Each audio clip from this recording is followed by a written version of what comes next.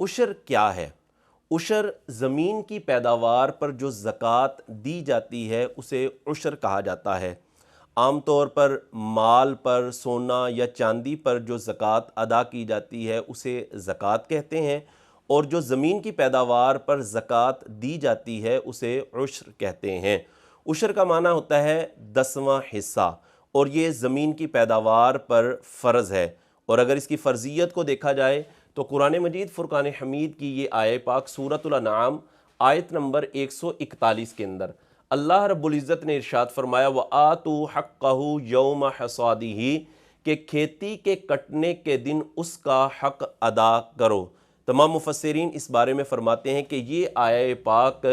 زمین کی پیداوار پر عشر کے حوالے سے ہے کہ عشر کو ادا کرو۔ اب زمین کی پیداوار چاہے وہ فصل کی صورت میں ہے، چاہے وہ پھلوں کی صورت میں ہے، چاہے وہ سبزیوں کی صورت میں ہے، زمین سے جو بھی نفع آپ نے پیداوار کی صورت میں لیا ہے اس پر عشر دینا یہ لازم ہوگا۔ اور حدیث پاک سے اگر دلیل کو دیکھا جائے تو صحیح بخاری حدیث نمبر 1483 کے اندر نبی کریم علیہ الصلوۃ والسلام نے ارشاد فرمایا کہ وہ زمین کہ جس کو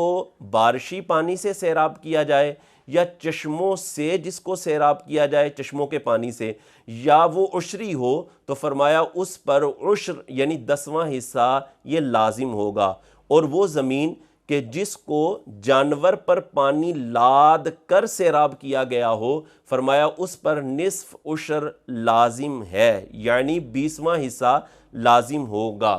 آپ اس کا حساب یوں بھی لگا سکتے ہیں کہ زمین اگر بارانی ہے یعنی بارشی پانی سے وہ سیراب ہوتی ہے یا نہری پانی سے اس کو سیراب کیا جاتا ہے تو اس پر عشر یعنی 10واں حصہ لازم ہوگا۔ جیسے 100 من اگر فصل نکلی ہے کسی بھی کھیت سے، کسی بھی زمین سے 100 من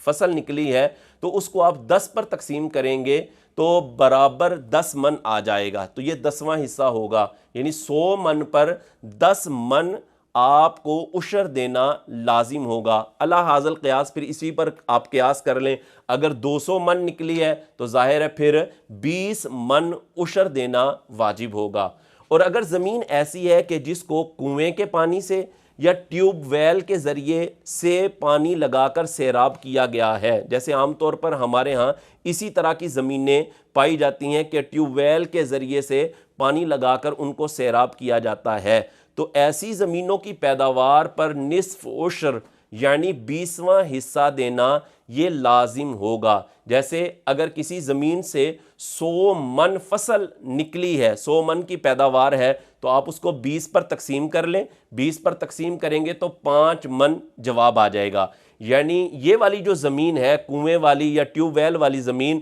اس پر 20واں حصہ یعنی 100 من پر 5 من گندم یا 5 من کوئی سی بھی فصل ہے اس کا عشر دینا یہ لازم ہوگا۔ اچھا، یہ عشر آپ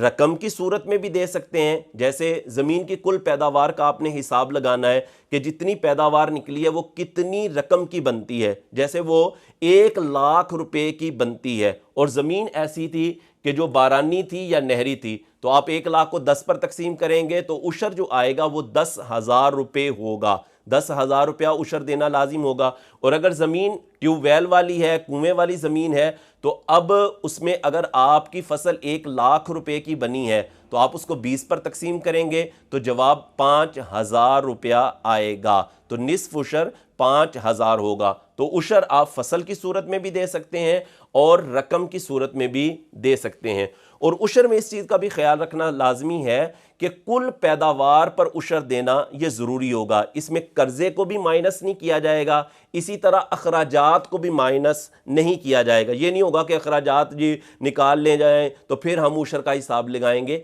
ایسا نہیں ہے، بلکہ کل پیداوار کو سامنے رکھا جائے گا اور اس میں سے عشر نکالنا یہ لازم ہوگا۔ پھر اس میں یہ بات بھی ہوتی ہے کہ مقدار کا بھی کوئی اعتبار نہیں ہوتا کہ اتنی مقدار ہوگی تو عشر واجب ہوگا، جتنی بھی زمین سے آپ نے پیداوار لی ہے اس پر، وہ چاہے تھوڑی ہے چاہے وہ زیادہ ہے، اس پر عشر دینا یہ فرض ہے۔ پھر اس میں ایک اور بات بھی ہوتی ہے کہ اس میں سال کا گزرنا بھی کوئی شرط نہیں ہوتا، بلکہ ایک سال کے اندر اگر آپ نے 3 فصلیں لی ہیں تو تینوں فصلوں پر عشر دینا یہ لازم ہے، 2 لی ہیں تو 2 پر عشر دینا لازم ہوگا۔ پھر اس میں ایک مسئلہ یہ بھی پوچھا جاتا ہے کہ ٹھیکے کی جو زمین ہوتی ہے، یعنی کوئی زمین کا مالک آگے کسی کو ٹھیکے پر زمین دے دیتا ہے، کرائے پر زمین کو دے دیتا ہے، اور وہ زمین میں اپنی پیداوار وغیرہ اگاتا ہے، کاشتکاری کرتا ہے، تو ٹھیکے والی زمین کا عشر کس پر ہوگا؟ تو بھائی ٹھیکے والی زمین کا عشر کاشتکار پر ہوگا، مالک پر عشر فرض